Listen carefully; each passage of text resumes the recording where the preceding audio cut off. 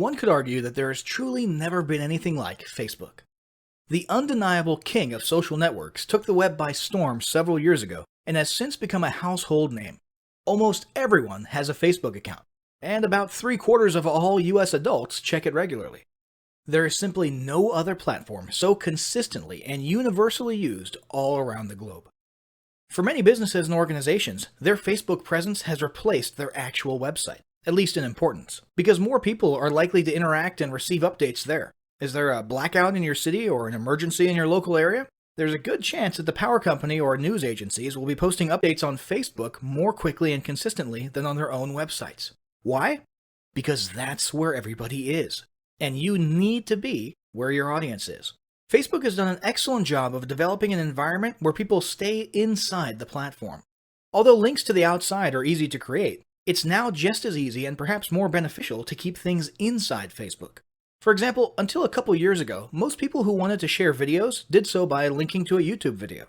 Today, however, Facebook has made it both quick and easy to upload videos within the platform, and has even made it the best option by allowing Facebook videos to autoplay as people are scrolling through their news feeds, making this option the most beneficial for people doing the sharing and the most pleasing for those doing the consuming.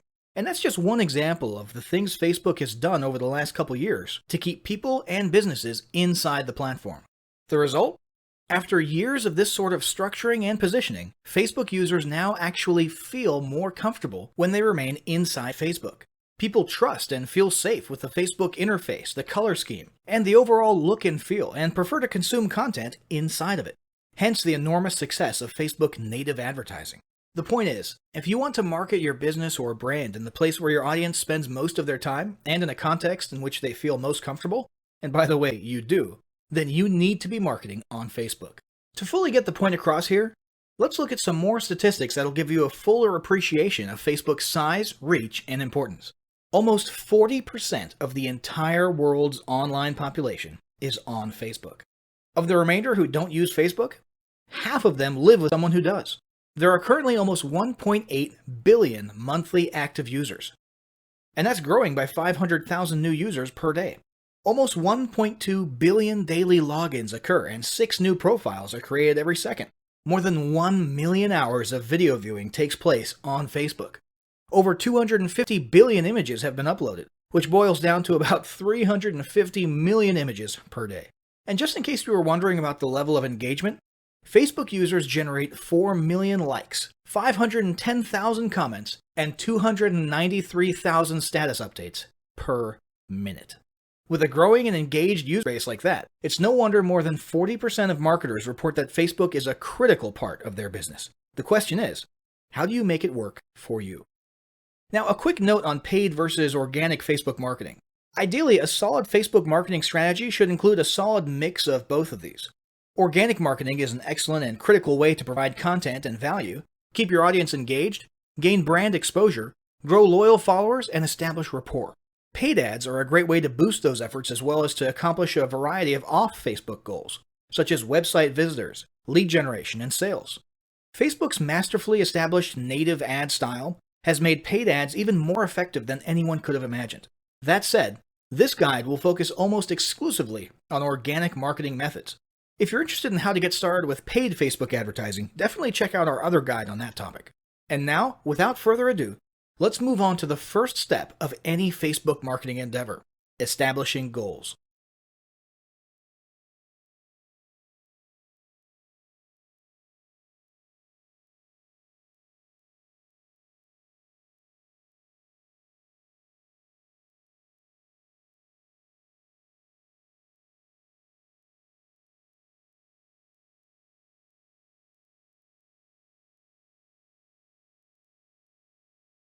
Establishing marketing goals is critical to the success of your Facebook marketing. Countless entrepreneurs and businesses have set up a Facebook presence, made a few posts, and then let it sit untouched for months or even years.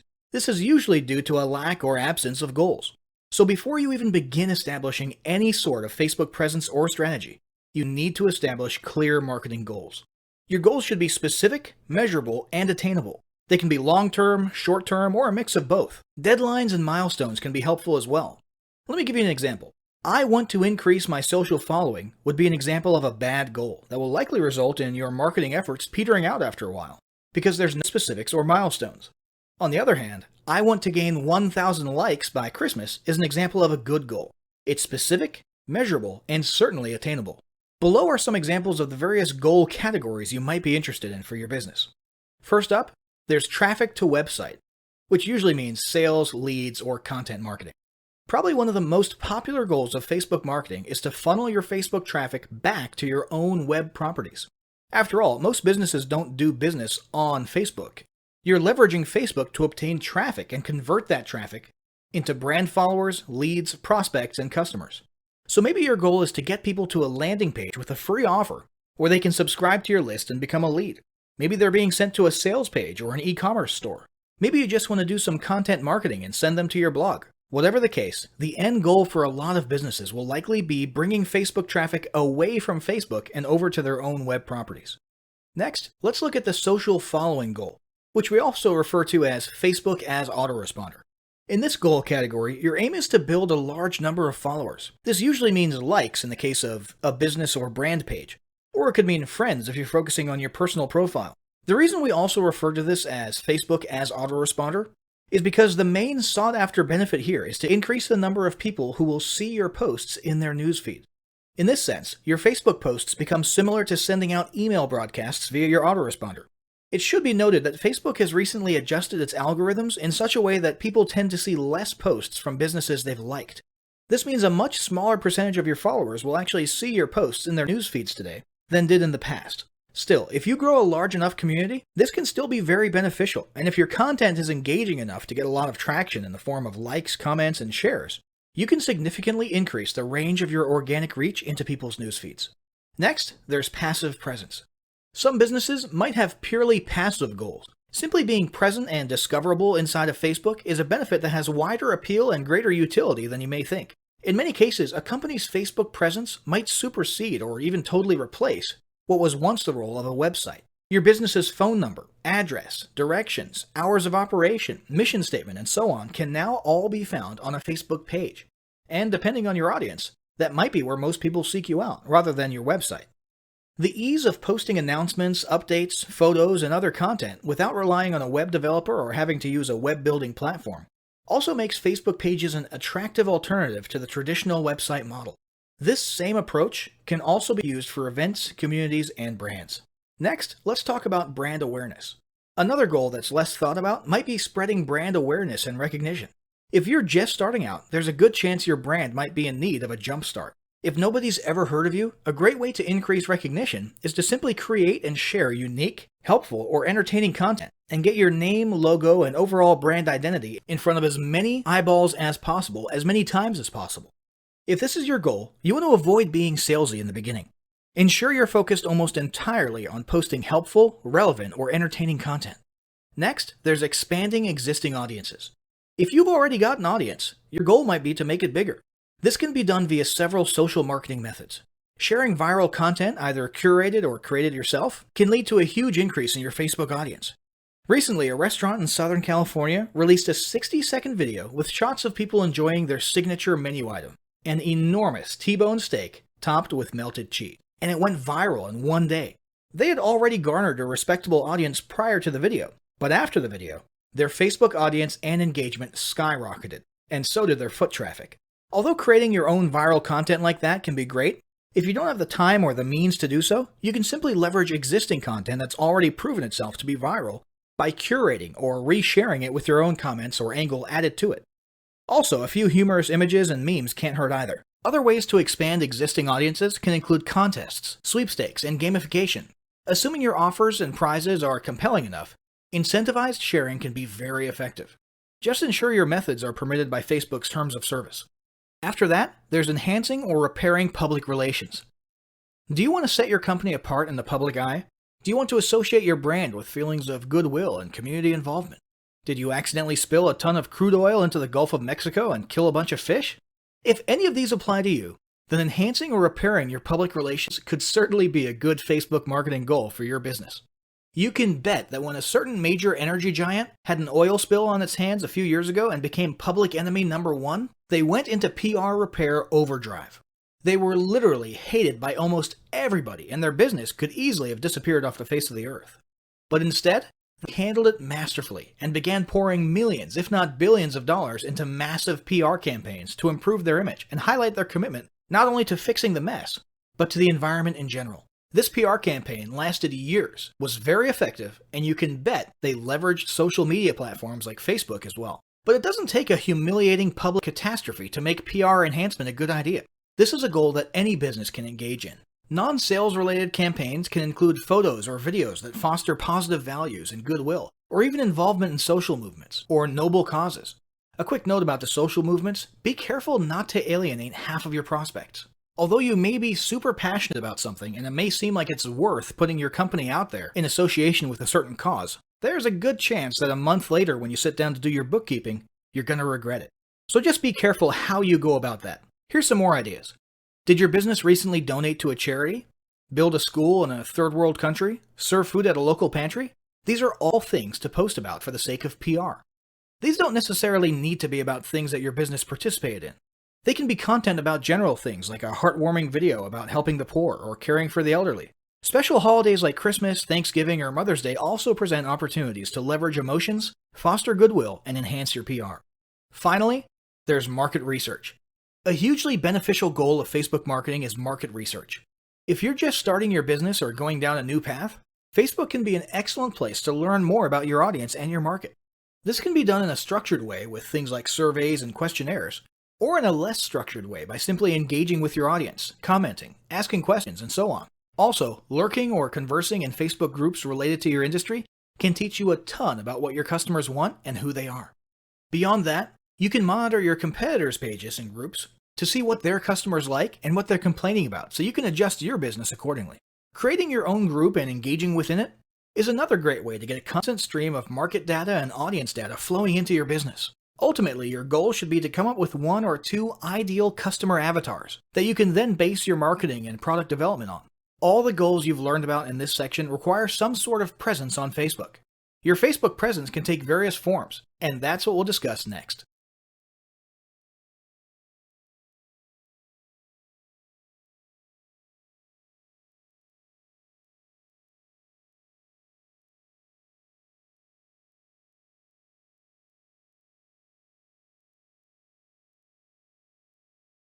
In order to reach your audience, gain followers, conduct market research, or accomplish any goals at all, you'll need to establish a presence on Facebook. What sort of presence you create will depend largely on what you hope to accomplish, but the most common first step is usually to create a page, often called fan pages. There are several types of pages to create. These include local business or place, company, organization, or institution, brand or product, artist, band, or public figure, entertainment, and cause or community. Pages are different from profiles for a few important reasons. Your profile is traditionally meant for connecting with friends and family and not for business. Your page, on the other hand, is geared towards raising brand awareness or promoting your business or cause. With pages, you can run paid advertisements, create special offers, analyze data and reports, gain likes and followers, and much more. Pages should be understood as a social avenue for you to build your relationships with prospects, customers, and clients. Finally, business pages are kept completely separate from your personal profile and bear no public connection to you unless you choose to reveal such a connection. Let's talk about building your pages. When you first start the page creation process, and you can simply go to facebook.com/pages/create, you'll be prompted to choose one of the page types listed above. This should be relatively obvious. There is some disagreement about whether online businesses should choose company/organization or brand/product. In most cases, for online businesses, it's the latter, but it entirely depends on your business. It won't make a huge difference in your page functionality though, so don't agonize over the decision too much. Once you've chosen a page type, you'll have a drop-down menu where you'll need to choose an industry or category. If you're unsure which category applies best, don't worry, you can change it later. Then you'll be asked to input a business or product name and hit submit. When you first arrive at your new page, it'll be a little barren, but Facebook has made it very easy to start fleshing it out. The first thing you'll want to do is write a short description of what your page is about. Facebook only allows 155 characters, so you'll want to not only get the main points in just a couple sentences, but you'll also want to make sure you include any critical keywords that you want to be found for when people do searches. Keep in mind, SEO is still important for Facebook, both for its internal search as well as your Facebook page ranking in search engines like Google. Consider using Google's Keyword Planner tool to determine the best exact keywords to use in your description. Speaking of being findable, you'll also want to assign a unique username to your page. What this does is create an easy-to-remember unique URL for your page, so you don't have a long, impersonal, alphanumeric URL. In the end, you should end up with something along the lines of facebook.com/yourbusinessname. But this will be subject to availability, and you may have to use something slightly different from your actual business name if it's already taken. For example, if facebook.com/Tom'sTomatoShack is already taken, you might have to stick a number 2 at the end of it, or settle for Tom's Tomatoes or something. Don't worry about this too much. It's not like you're choosing an important domain name or trademark. It's purely meant to make it slightly easier for you to put your page URL on a business card, or to make links for your page look more friendly. Next, you'll want to add your website. From the options on the right-hand side of your page, click Add a Website and enter your main website address, or depending on your goal, a specific landing page URL. After that, it's a good idea to add a second admin to your page.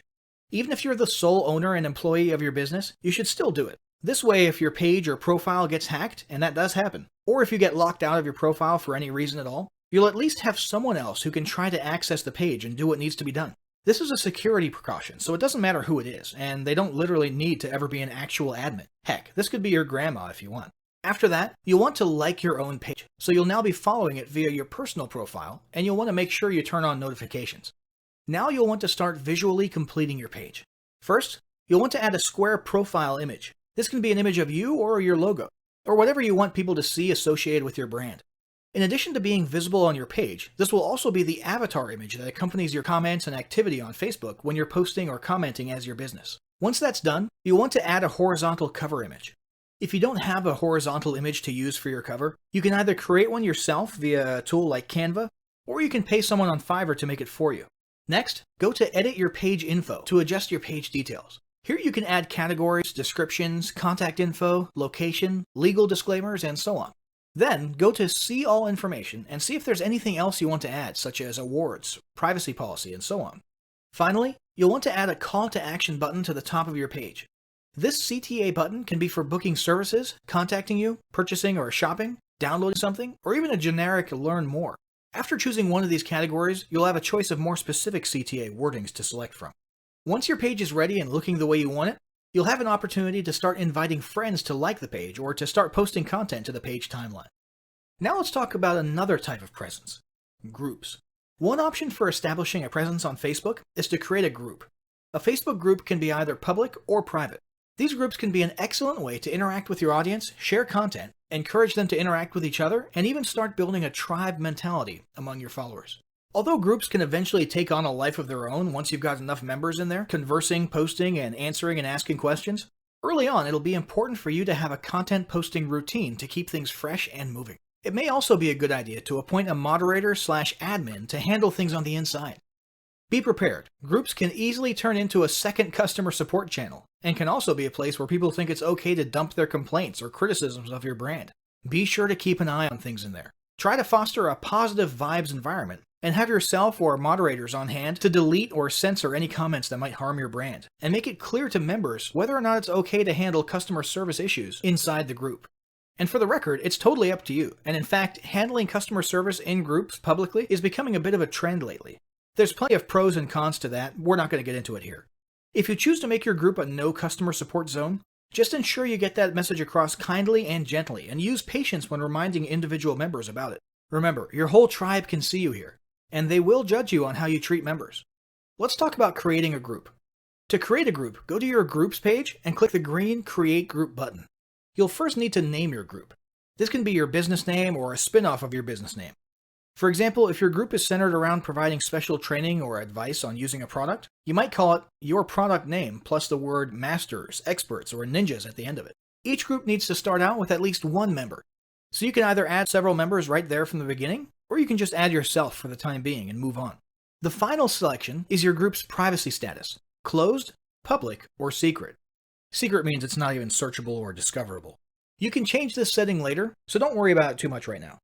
After you hit submit, you'll need to choose an icon for your group. Just pick whatever seems most relevant. Once your group is created, you can start fleshing it out by adding a cover photo and description. The same guidance for business page descriptions above applies here more or less. Keep it short, clear, and include important keywords. As for the cover photo, make it horizontal and consider using Canva to create your image or hiring someone on Fiverr to make a nice image. Finally, there's the personal profile. It's true that Facebook has terms that prohibit using your personal profile for explicit business purposes. However, that does not prevent you from leveraging your personal profile in exactly the way social profiles were meant to be used: networking. Make it clear what it is you do and what services you provide. Make yourself findable via search. Join relevant groups. Contribute to discussions. Introduce yourself and rub elbows as much as possible. In this sense, your personal profile can be an incredible resource for marketing and potentially even more powerful than your business page. So, once you've established the sort of presence you've determined you need, you'll want to start posting content. After all, that's what this whole endeavor has been about, and it's what we'll cover in the next chapter.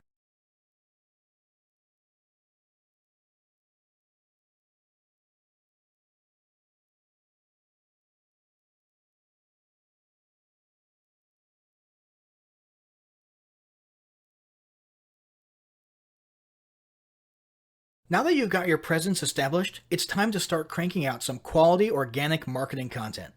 Let's look at some of the types of content you can create, curate, and leverage in your Facebook marketing. First, let's talk about basic posts. So much emphasis has been placed on visual media like photos, memes, and videos in recent years that many people have forgotten the power of good old-fashioned text. A basic textual post can accomplish a lot, and in fact, can actually stand out a lot in today's news feeds that are often filled with non-stop cliché viral images and videos. A standard textual post can be an excellent pattern interrupt in these cases. A textual post, whether it be from your personal profile, a business page, or a group, can be about anything you want. It might be a piece of content in and of itself, like an informative blog post. It could be a link back to some other content elsewhere, such as your blog or website or your YouTube channel. Other great ideas for content are questions, stories, and jokes. These can be great for boosting engagement and getting conversations started. A newer feature worth mentioning is the ability to make your textual posts appear as bold text on a large colored background.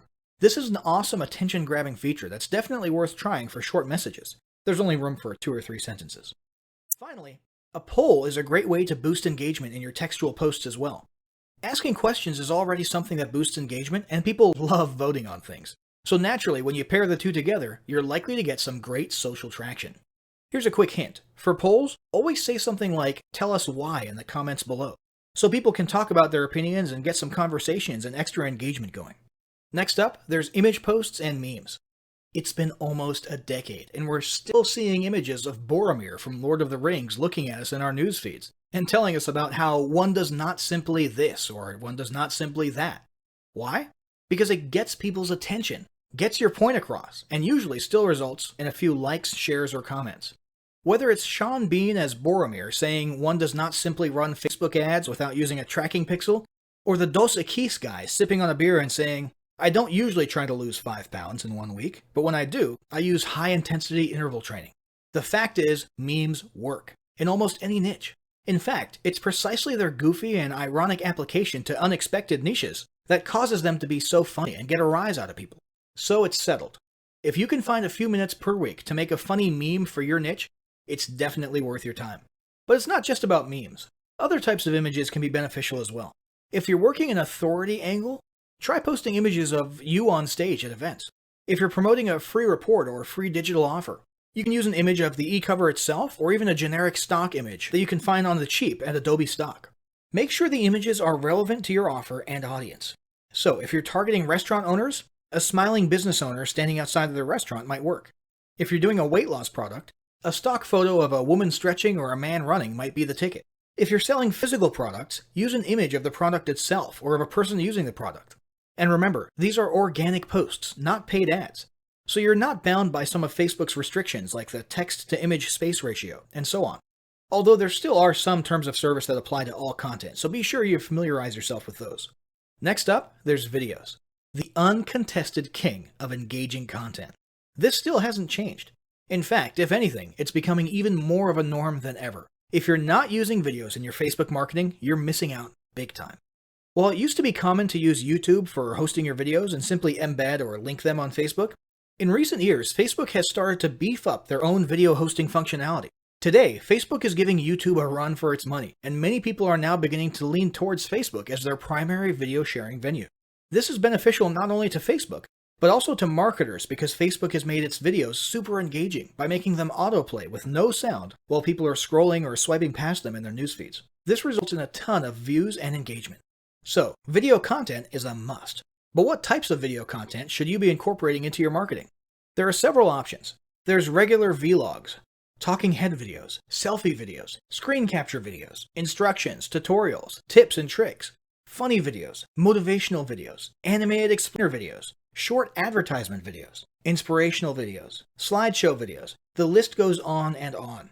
Any way you're able to convey content or messages via videos is great. More recently, Facebook has introduced live streaming videos. You can literally host a live video feed or show and even invite others on for split-screen interviews and discussions from just about any device. All of these innovations in Facebook video sharing are helping to propel Facebook further into the video marketing spotlight, and it's not a trend you want to miss out on.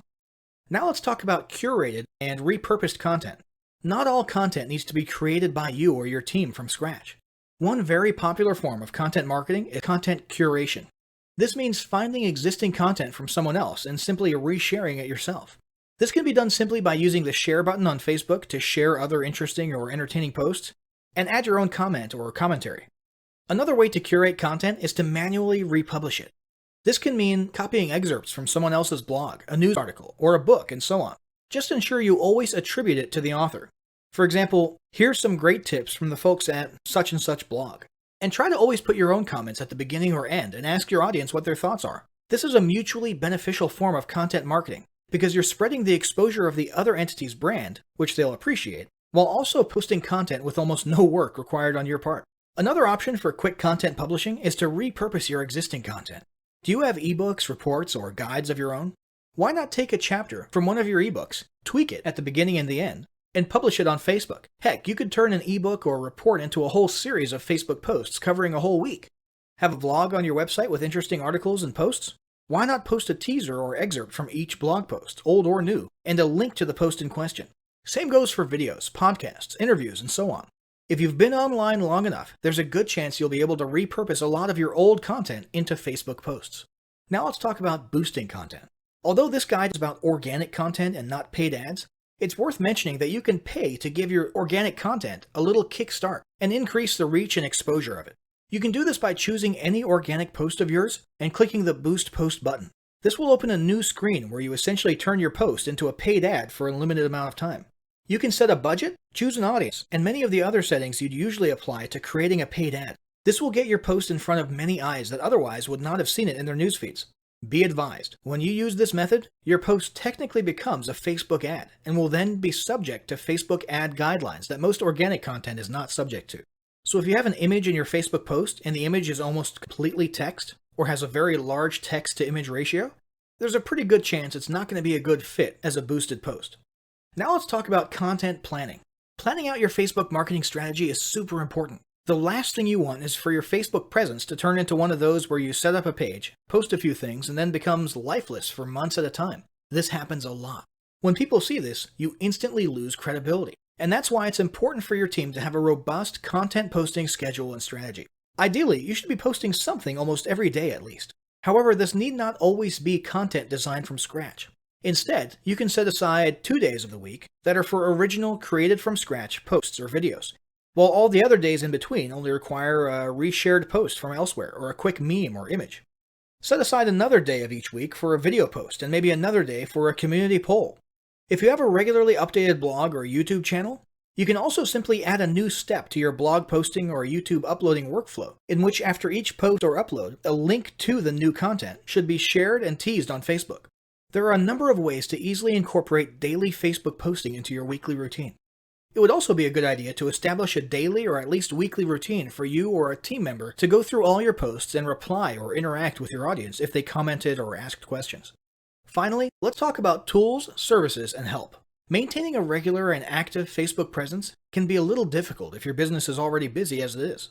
If it becomes too overwhelming, there are several options for lightening the load, or at least making it easier to manage. First off, there's tools like Hootsuite and OnlyWire that make social media posting, scheduling, and planning much easier. If you'd like to have your content created for you, there are a handful of paid third-party services out there that will literally create and post content for you on a daily basis. $99 Social would be one example of this. You'd simply fill out a profile of what type of content you want and what industry or niche you're in, and let them take care of the rest. Finally, it might be worth it to hire a new team member specifically to handle your social media marketing, or delegate the responsibility to an existing team member who has time available to do it. This individual would be in charge of posting, commenting, replying, moderating, and so on. So, Facebook marketing is clearly an incredibly valuable and arguably critical part of any online business today. As you've learned in this guide, it can be a lot easier to establish a Facebook marketing strategy and routine than you may have previously thought. But none of it will count for anything if you don't start applying what you've learned right away. To that end, start implementing the steps of the following battle plan today. Step 1. Establish your marketing goals. Step 2. Determine what type of presence best fits your goals and create it right away. Step 3. Draft up a plan with your team for daily content posting and delegate the responsibility to one person. Alternatively, if you're a lone wolf, consider using the above-mentioned tools or services to lighten the load.